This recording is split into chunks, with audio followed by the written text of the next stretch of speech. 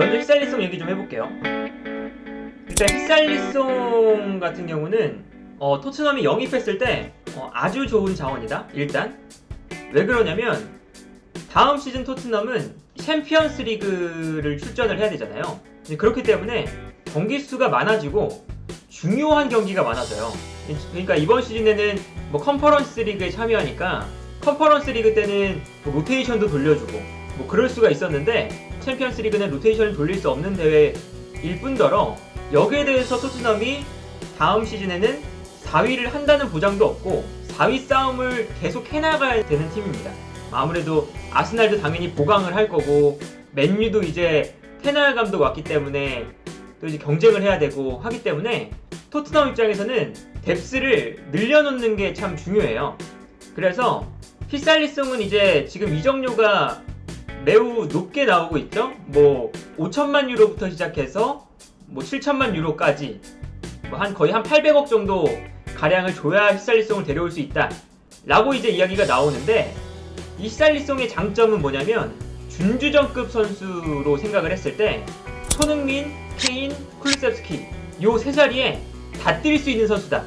이게 가장 큰 메리트죠. 근데 심지어 이제 베르바인이 아마 나갈 예정이잖아요. 그래서 베르바인이 나가고 혹시나 모우라가 또 팀을 떠난다, 이렇게 생각을 해보면 베르바인이나 모우라보다 훨씬 더 프리미어리그에서 입증된 자원이다. 그래서 만약에 히살리송이 왔을 때는 챔피언스 리그도 그렇고 프리미어리그도 그렇고 이 두 가지 대회를 계속해서 토트넘은 병행을 해야 되는데, 이 병행을 할 때 어떤 것도 놓칠 수가 없단 말이죠. 그래서 결국에는 손흥민, 케인, 쿨루세프스키 뭐 만약에 히살리송이 오면 히살리송 요 4명의 선수를 가지고 로테이션을 돌릴 수가 있어요. 로테이션을 돌릴 때 문제는 돌릴 때 이제 벤치에 있는 선수가 나와서 주전 선수만큼의 퍼포먼스를 못 보여주는 게 문제잖아요. 그런데 히살리송은 어떻게 생각해봐야 되냐면 손흥민의 장점, 그리고 케인의 장점, 그리고 쿨루세프스키의 장점을 조금씩 가지고 있는데, 이게 낮은 수준이 아니라 꽤 높은 수준으로 손흥민의 장점, 케인의 장점, 그리고 쿨루세프스키의 장점까지 골고루 가지고 있다. 그래서 이제 손흥민의 백업 역할도 할 수 있고 쿨루세프스키의 백업 역할도 할 수 있고 케인의 백업 역할도 할 수 있어요.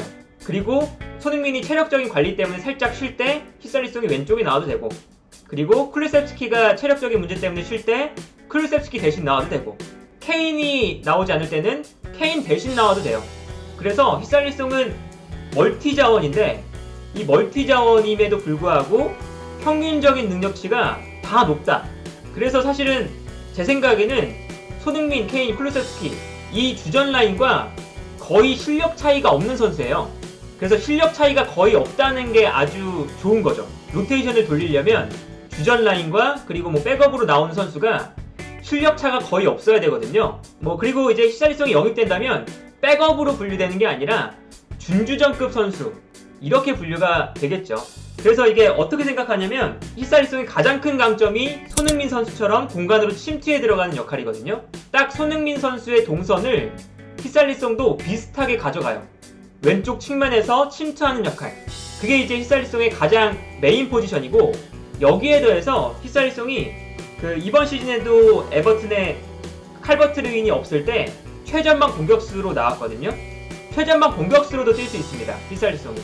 그리고 쿨루세프스키 대신 나와도 괜찮은 게, 이 쿨루세프스키가 이제 온더볼 능력에 강점이 있는 선수잖아요. 그런데 히살리송도 사실은 온더볼 능력이 그렇게 안 좋은 선수는 아니거든요. 물론 뭐 최고의 브라질 선수들만큼의 뭔가 우리가 브라질을 떠올렸을 때 그 유려한 볼 소유 능력, 개인기 이런 걸 보여주는 선수는 아닌데, 되게 저돌적인 드리블을 통해서 수비를 무너뜨리는 플레이를 잘하는 선수예요. 그래서 온더볼 능력도 뭐 어느 정도 가지고 있어요. 심지어는 양발을 잘 쓰는 선수라서 오른쪽 왼쪽 다 뛸 수 있으니까 쿨루세프스키 자리에서도 뛸 수 있고, 그래서 어차피 토트넘은 이제 준주전급 선수를 노려야 되는 상황이고, 더군다나 이 프리미어리그 교체 숫자도 늘어나고 하면 주전급 선수와 그 벤치에 있는 자원이 실력 차가 좀 많이 줄어들어야 되거든요. 거의 없어야 시즌을 운영하는데 좀 큰 힘이 되죠. 그래서 히살리송은 토트넘이 영입을 했을 때 아주 좋은 영입일 것 같다 라는 생각이 들고, 일단 히살리송의 히트맵 좀 볼게요. 어디서 많이 본 것 같죠? 측면에서 중앙으로 침투해 들어오는 히트맵을 가지고 있잖아요.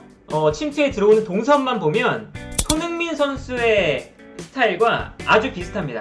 손흥민 선수가 측면에서 공간으로 침투해 들어가는데 뛰어난 선수고, 특히나 빠른 스피드를 통해서 라인 브레이킹하고 여기서 이제 득점을 만드는 그런 스타일이잖아요. 어떻게 보면 손흥민 선수의 하위 호환 정도의 플레이를 할 수 있는 선수다, 뭐 이렇게 좀 볼 수가 있겠죠.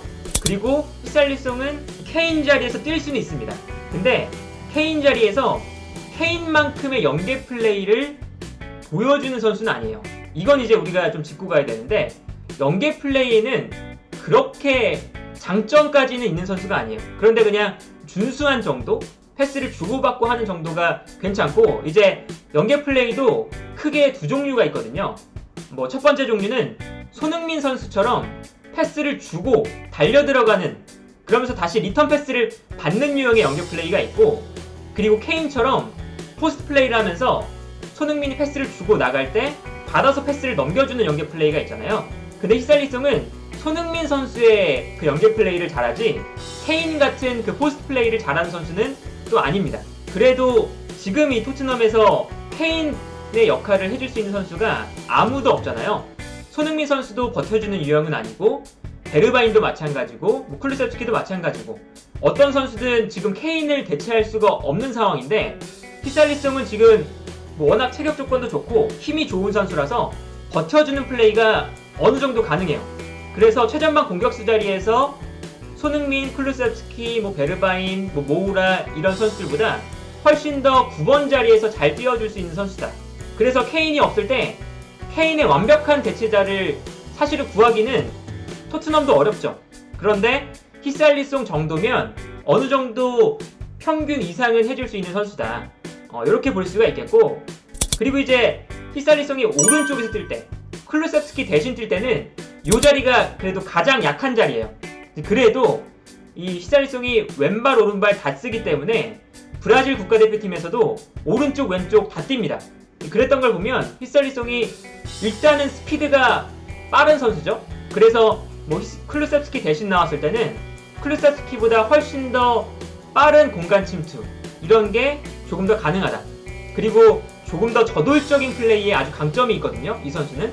그래서 엄청 저돌적으로 밀고 들어가면서 상대 수비를 압박하고 상대 수비에 부담을 주는 플레이를 할 수 있는 선수예요. 손흥민, 케인, 쿨루세프스키, 요 세 명의 선수 중에서 되게 저돌적이고 몸부터 막 밀어넣고 마치 황희찬 선수의 플레이처럼 되게 뭔가 황소 같은 그렇게 밀고 들어가는 플레이를 하는 선수는 없잖아요. 근데 히샬리송은 그러한 플레이를 프리미어리그 내에서도 아주 잘하는 선수 중에 하나입니다. 그리고 이제 히샬리송의 장점이 한 개 더 있어요. 히샬리송의 장점은 손흥민이나 쿨루세프스키보다 공중볼 싸움에 더 능하다, 요것도 있죠. 물론 이제 히샬리송이 공중볼 경합 상황에서 승률이 그렇게 많지 않아요. 그래서 좀 생각을 해보면 케인처럼 넘어오는 볼을 제공권을 좀 압도적으로 보여주면서 손흥민에게 떨어뜨려 주거나 이러한 플레이를 하는 선수는 아니에요.